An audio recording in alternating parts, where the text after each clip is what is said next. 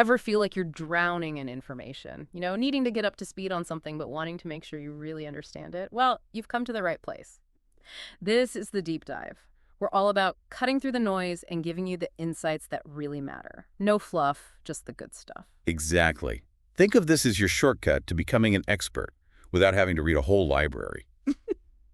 Today, we're diving deep into consultancy and training. We've got two really interesting documents we've been digging into. One's called the EC0249 Manual del Participant, and the other is the Libro Capacitador Experto VF. So the first one, that EC0249 manual, is all about the nitty-gritty of how consultancy actually works. Right. And the Libro Capacitador Experto, that one's a guide for anyone who wants to design, run, and even market training courses like a pro. All right, so where are we going with all this? Our mission today is to paint a clear picture of what consultancy is really all about, what skills are crucial for anyone in that field, and how all of this connects to formal training practices, especially here in Mexico, with the CONOCER competency standards and the STPS labor law. Oh, and for those who might not know, CONOCER is basically Mexico's system for recognizing and certifying workplace skills. It's like a seal of approval, saying you've got the skills to do the job. And the STPS, that's the Ministry of Labor and Social Welfare. They're the ones who oversee labor laws in Mexico. Exactly. So we'll be tying all of this together to give you some valuable insights for your own career and for understanding how organizations can improve. Sounds good. Let's start with the basics. What exactly is consultancy? Well, according to that EC0249 manual, consultancy is about offering solutions to clients across various aspects of their business. It's bringing in outside expertise to tackle challenges with a fresh perspective. So it's like having an extra brain to help solve problems? Yeah, exactly. It's about analyzing the current situation, identifying the problem, and guiding the client through the steps to find a solution. Makes sense. Now, the manual outlines what seem to be three key phases in this consultancy process. First, you have to build a good relationship with the client. Trust is everything. Definitely. Then you move into really digging deep to understand and clarify the problem at hand. Like peeling back the layers of an onion. And finally, you use all of that to create a solid plan of action. Seems pretty logical, right? It does. And what's interesting is that the manual emphasizes different skills for each of these phases. Oh, okay. So, for that first step, building a relationship, what kind of skills are we talking about? Active and reflexive listening are super important. It's not just about hearing the words, but really understanding what the client is trying to communicate, even what they might not be saying directly. Empathy and respect are crucial for building that trust. You also need to be a good record keeper, making sure you're capturing all the important information accurately. Right. And of course, you have to be able to make your case to present your ideas in a convincing and well-supported way. All right, so let's move on to that second phase, exploring and clarifying the problem. This seems like where it gets really interesting. It does. And the manual talks about this idea of silent work, which I think is all about those moments of observation and deep analysis. Being in tune with nonverbal cues, those unspoken signals, can also reveal a lot. It's like being a detective looking for clues. Absolutely. Then there's the art of asking the right questions, the open-ended ones that really get to the heart of the matter. The how, why, when, where, who, what for, kind of questions that help uncover the root cause. And I guess taking good notes during those conversations is vital too. Oh, for sure. And then to really get a grip on the problem, you need to be able to concretize things by asking for examples, maintain focus on the core issues, and summarize regularly to ensure everyone's on the same page. So it's a very active and engaged process. It's not just passively listening and taking notes. Nope. You're guiding the conversation, piecing the puzzle together. Now, for that final stage, designing the action plan, what does that involve? This is where it all comes together. It's about keeping those communication channels open, making sure you're capturing all the essential facts, and then setting clear objectives, defining indicators to track progress, and establishing realistic goals. So you're taking all that you've learned and turning it into a concrete roadmap for change. Precisely. And the consultant is responsible for creating a comprehensive plan, detailing the specific actions that need to be taken, figuring out exactly how those actions will be executed, and then managing the implementation to make sure everything stays on track. It sounds like being a successful consultant requires a unique blend of people skills and technical expertise. You hit the nail on the head. The manual really stresses those interpersonal skills and the ability to negotiate effectively, with the ultimate goal being a solution that both the consultant and the client are happy with. Of course, there will be times when the client might resist change. How does the manual suggest dealing with that? By showcasing the progress made towards the agreed-upon goals, tangible results can go a long way in building confidence and getting everyone on board. So it's about showing them the value of the changes you're proposing. Absolutely. Proof is in the pudding, as they say. Okay, so we're getting a good sense of what consultancy involves and how it works. But what about doing it the right way? The manual dedicates a whole section to ethics in consultancy. Right. So the EC0249 manual draws a distinction between ethics and morals.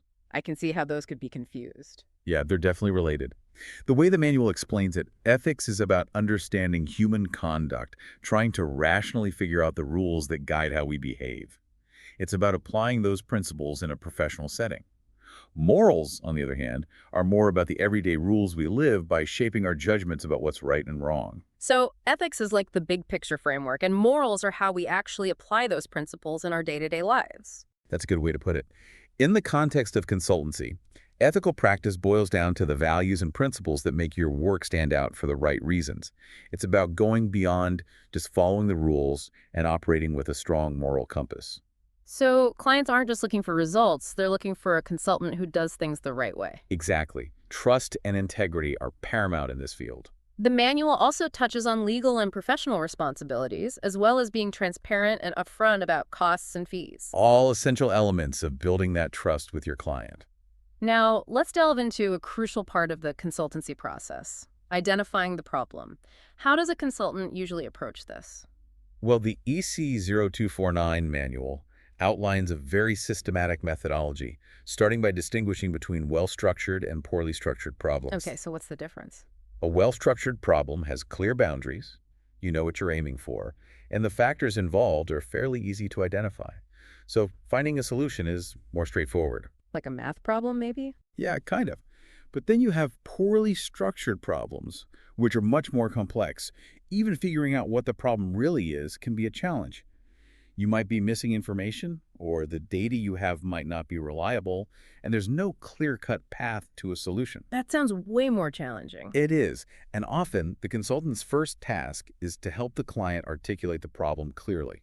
Like helping them untangle a knot. Exactly. So the manual recommends this meticulous approach to identifying the problem, starting with creating a document that thoroughly describes the situation. What kind of things should be included in this document? It should detail the problem's impact, how widespread it is, which parts of the organization are affected, and any evidence you've gathered, basically the raw data that supports your understanding. So it's like building a case file. Yeah, you could say that. And then there are specific steps and deliverables that come out of this problem identification phase. Like, Things like developing a plan for interviews to gather information from different stakeholders, pinpointing the areas of the business that are involved, outlining any research or tests that need to be done, and determining what information you need from everyone involved. so it's about gathering all the pieces of the puzzle. Exactly. And that involves things like going out and making observations firsthand, and also reviewing existing documents, all to make sure you're getting a complete picture. Makes sense. And then, of course, all this information needs to be analyzed and evaluated. Right. The manual also emphasizes the importance of clearly defining the problem and understanding its various dimensions, its scale, its duration, and its significance relative to other challenges the organization is facing. How do you even begin to recognize that a problem exists in the first place? Well, noticing the obvious symptoms is usually the first step. But the manual also suggests some more formal techniques like research methods, brainstorming sessions, and those data gathering interviews we talked about. I imagine those interviews are crucial for getting different perspectives. They are. The manual even gives some examples of initial questions you might ask, like, how are things going overall? Or what kind of issues have you been encountering lately? Those are good starting points to get people talking. Right. And when it comes to brainstorming, the manual stresses the importance of having a plan for the session, making sure it's structured and focused. Otherwise, it could just turn into a free-for-all. Exactly. Yeah. Asking that key question, what do we actually know about this problem, can really get people thinking and sharing their knowledge. Now, once you've collected all this information, the manual points out that different people within the organization might have different perspectives on the problem. It uses this great iceberg analogy. People standing on different parts of a ship will see the same iceberg differently, It's all about perspective. That's a great way to visualize it. So how do you navigate these different viewpoints and come to a shared understanding of the problem? That's where techniques like data analysis come in. You look at the symptoms you've identified, categorize them, and try to find patterns or common threads. Brainstorming is also helpful here. Right. And you mentioned force field analysis earlier. What's that about? Force field analysis is a way to look at all the factors that are contributing to the problem, the forces that are pushing it forward, and the factors that are trying to hold it back. It helps you see the bigger picture. Interesting. But ultimately, it's not just about describing the problem. It's about getting to the root cause, right? Exactly. The manual really emphasizes causal analysis, focusing on fixing the fundamental issues, not just putting a Band-Aid on the symptoms. It's like treating the disease, not just the symptoms. Precisely. And the manual makes a clear distinction between causes where the problem originates and affects how the problem manifests itself. Okay, so give me an example. Sure. The manual uses this example of a computer programmer. Let's say there are heated arguments among the programmers, they're using different coding methods, there's frustration, a lack of proper training and supervision, and even accusations flying around. Those are all potential root causes. And what would be the effects? The effects might be things like it taking much longer to fix code errors and having to hire more programmers because they can't keep up with the workload. So the effects are the things you see on the surface, but the causes are the underlying issues that are driving those effects. Exactly. And to get to those root causes, the manual provides a whole toolkit of techniques. There's brainstorming, but this time with very specific questions like what, who, when, how, where, why, related to the problem. So you're narrowing down the focus. Right. You've also got that positive and negative force analysis we talked about. And then there's the table of unknowns, which is all about getting creative and asking, what do we not know about this problem? That's interesting. It's like acknowledging the gaps in your knowledge. Yeah, it helps you think outside the box. Then there's chronological analysis, which focuses on understanding the sequence of events that led to the problem. So it's like creating a timeline. Right. And then there's a causal matrix method, which involves getting input from different people involved and having them score different potential causes based on their impact. The manual even has examples of these matrices where you list different causes, people give them scores, and then you do multiple rounds of this to narrow it down to the most likely root causes. That sounds pretty thorough. It is. And for a more visual approach, there's the Ishikawa diagram, which is sometimes called a fishbone diagram. I've heard of those. Yeah, they're pretty common. You start by defining the problem clearly, then you brainstorm all the possible factors that could be influencing it, and then you map out how those factors might be related to each other. It helps you see the connections. Exactly. And of course, there's the classic 5 whys technique. It's so simple but surprisingly effective. You just keep asking why about the problem, usually 5 times, to try and drill down to the underlying cause. Can you give an example? Sure. The manual uses this example of dirty machines. You ask, why are the machines dirty? And maybe the answer is, because they aren't being cleaned regularly. Then you ask, why aren't they being cleaned regularly? And so on. Eventually, you might discover that the real issue is a lack of a proper cleaning program and production controls. It's amazing how such a simple technique can uncover such deep-rooted problems. Absolutely. And finally, the manual stresses the importance of not only understanding the negative impacts of the problem, but also quantifying them, putting a dollar figure on the costs. That helps to build a strong case for taking action.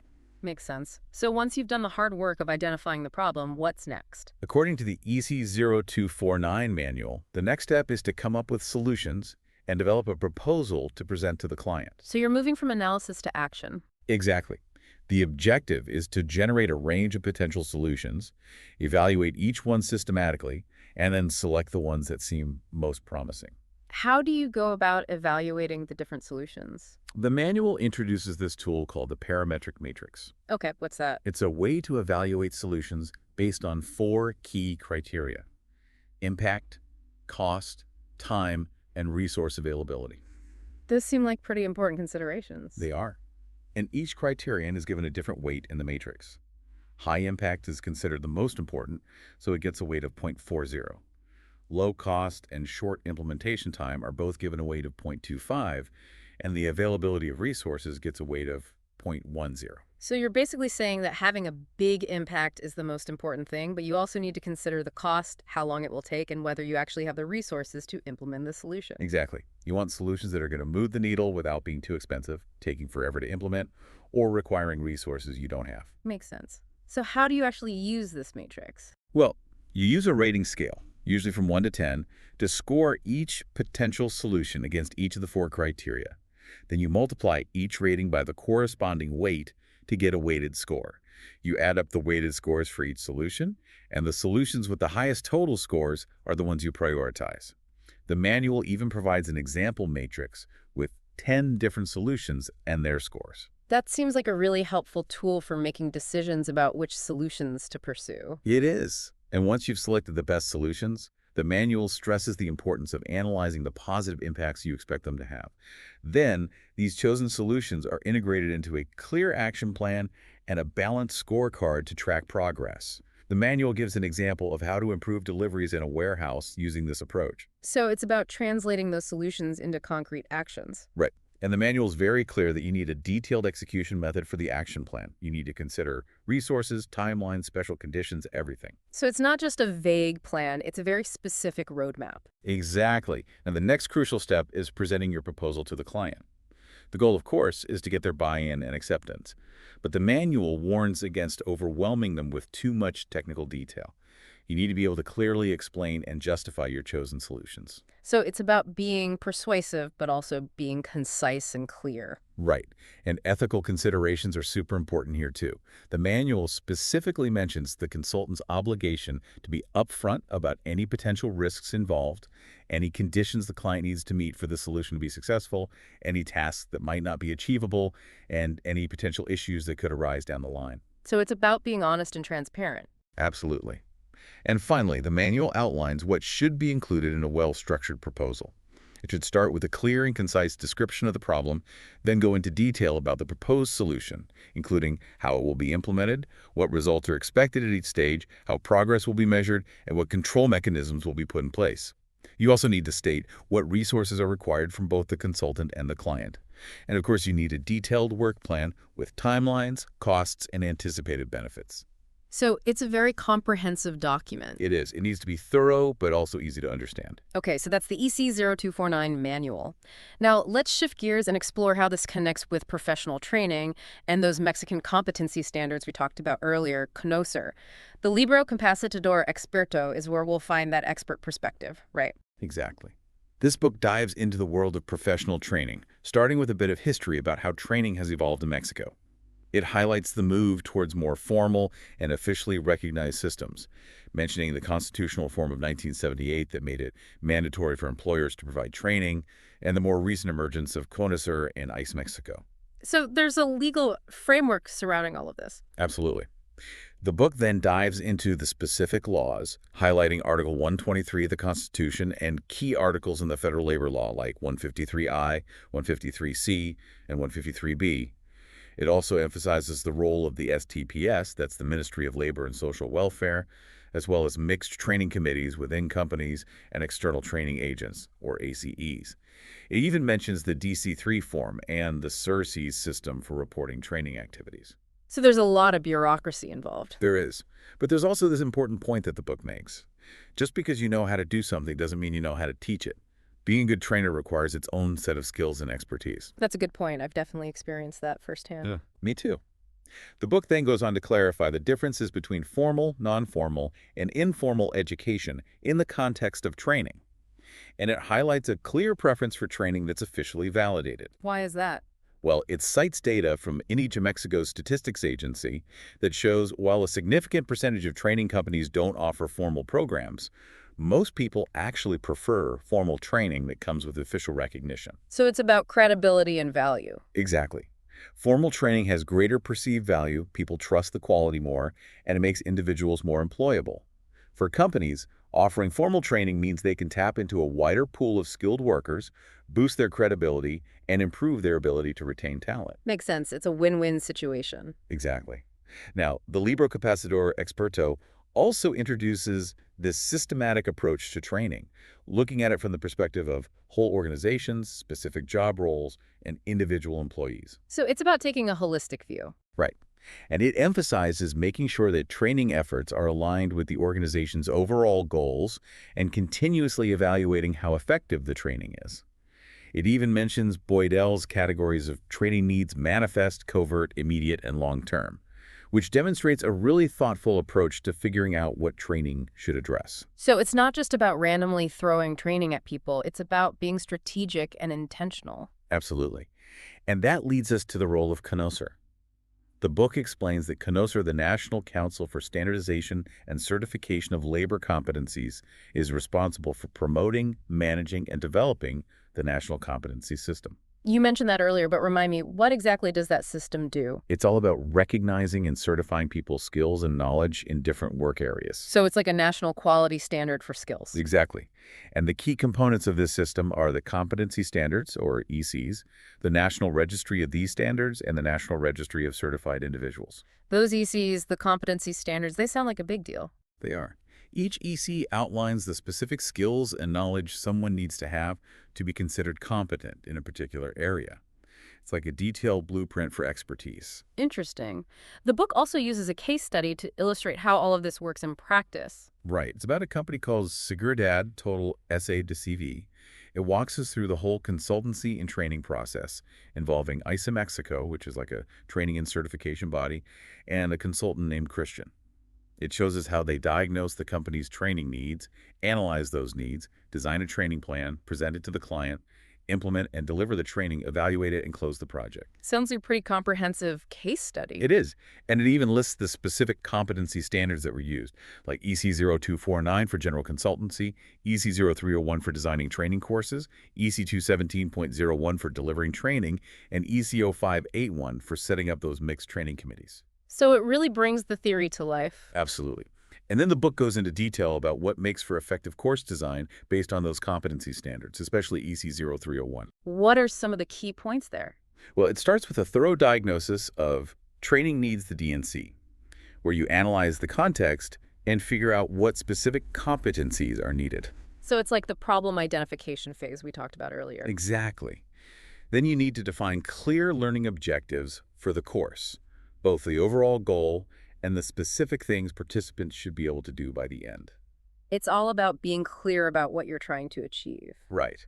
And then you need to outline the content in a syllabus and a logical teaching sequence, select the most appropriate teaching methods and resources, develop materials for both the instructor and the participants, and design ways to evaluate learning, whether it's questionnaires, checklists, rubrics, or other methods.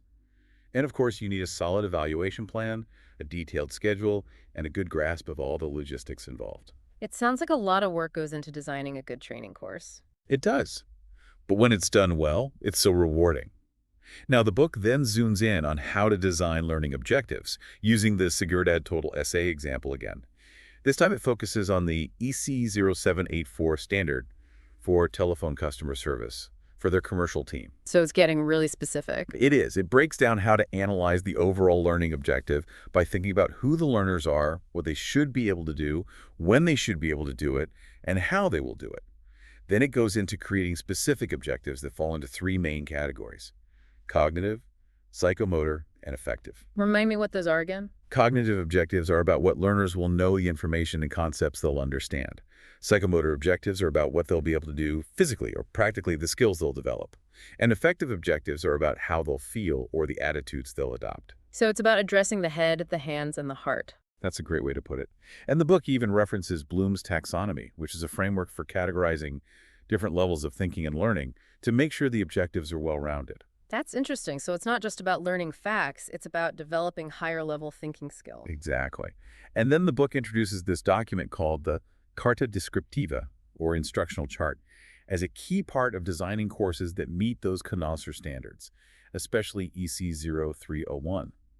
Think of it as the blueprint for the course, the detailed syllabus that outlines everything from the basic information about the course and its objectives to the content that will be covered, the teaching strategies that will be used, the planned activities for the participants, the resources needed, how learning will be evaluated, and even a list of reference materials. So it's a very thorough document. It is. It needs to be to ensure the course is well structured and meets the required standards. All right, let's talk about how training is actually delivered.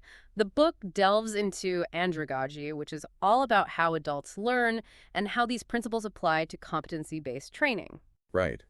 It highlights key concepts from Malcolm Knowles, like The fact that adults need to understand why they're learning something, they see themselves as self-directed learners, they bring their own experiences to the learning process, they're more receptive to learning things that are directly relevant to their current roles, they tend to focus on problem solving, and they're often driven by intrinsic motivation. That makes a lot of sense. Adults learn differently than children. They do.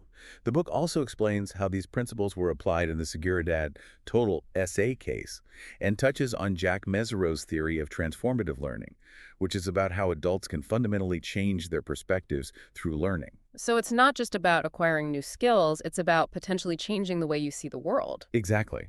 And to make training even more effective, the book explores several theories of motivation, including Maslow's hierarchy of needs, Herzberg's two-factor theory, Dizzy and Ryan's self-determination theory, Vroom's expectancy theory, and Adams' equity theory. Wow, that's a lot of theories. It is, but they're all about understanding what motivates people and how to apply that knowledge in training to keep people engaged and enthusiastic about learning. Makes sense. And what about the actual techniques used in teaching? Well, the book details three key approaches: the expository technique, which is basically lecturing, the demonstrative technique, which is about showing how to do something, and the dialogue discussion technique, which encourages interaction and discussion. So it's a mix of telling, showing, and discussing. Exactly. The expository technique is best for conveying information and concepts, those cognitive objectives, and the book mentions Jerome Bruner in this context. The demonstrative technique, as the name suggests, is all about demonstrating skills and is perfect for developing those psychomotor objectives. David Kolb's work on experiential learning is relevant here. And the dialogue discussion technique is great for exploring attitudes and beliefs, those affective objectives. And the book references Lev Vygotsky's ideas about the social nature of learning. It's interesting how all these different theories and thinkers are woven into the discussion. It shows how much thought and research has gone into understanding how people learn best. And the book emphasizes how all these techniques can be used together in competency-based courses. So it's not about picking one technique, it's about using the right blend for the situation. Precisely. Now, finally, the book takes a look at the different roles participants might take on in training using Bruce Tuckman's model, which includes the active learner, the passive observer, the challenger, and the natural facilitator. It also discusses different types of learning groups, drawing on Kurt Lewin's work, such as cooperative, competitive, autonomous, and mixed groups. It's interesting to think about how group dynamics can affect learning. Absolutely. And the book offers some strategies for instructors to manage those dynamics effectively.